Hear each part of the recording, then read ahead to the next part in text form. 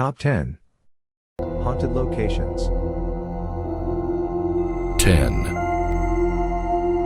Ang Bahay na Pula, o kilala bilang The Red House, ay isang dating hasyenda na matatagpuan sa San Ildefonso sa Bulacan.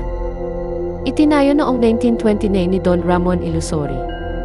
Ang lugar ay naaalala sa mga panggagahasa at pagpaslang na isinagawa ng Imperial Japanese Army noong World War II.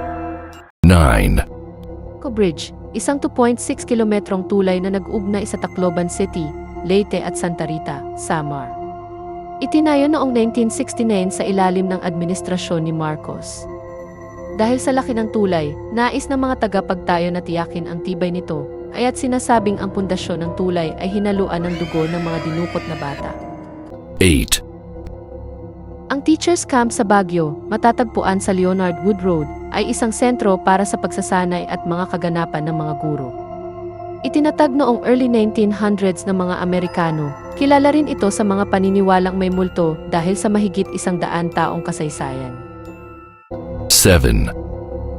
Ang Corregidor Island, sa bungad ng Manila Bay sa Bataan, ay isang makasaysayang lugar mula sa ikalawang digmaang pandaigdig.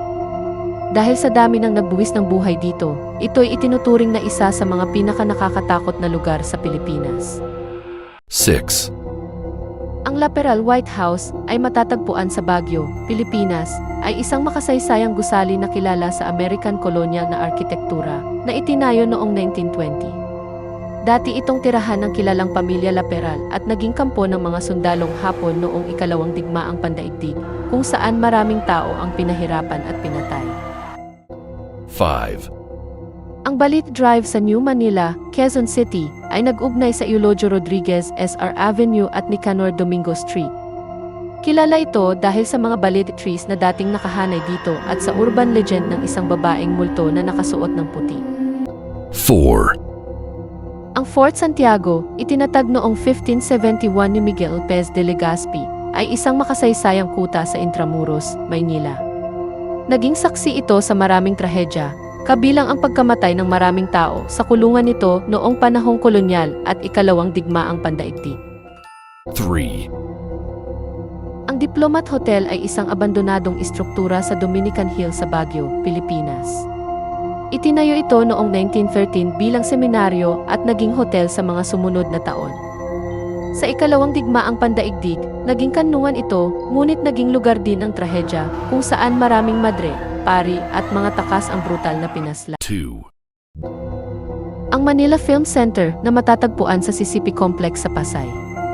Ito ang pangunahing lugar para sa unang Manila International Film Festival noong 1982.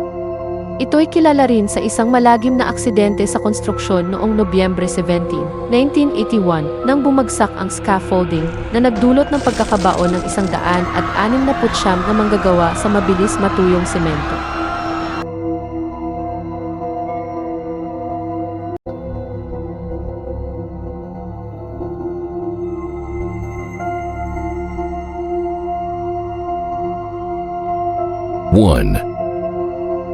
Ang Clark Air Base Hospital, itinayo noong 1964 sa Clark Freeport Zone, Pampanga para sa US military.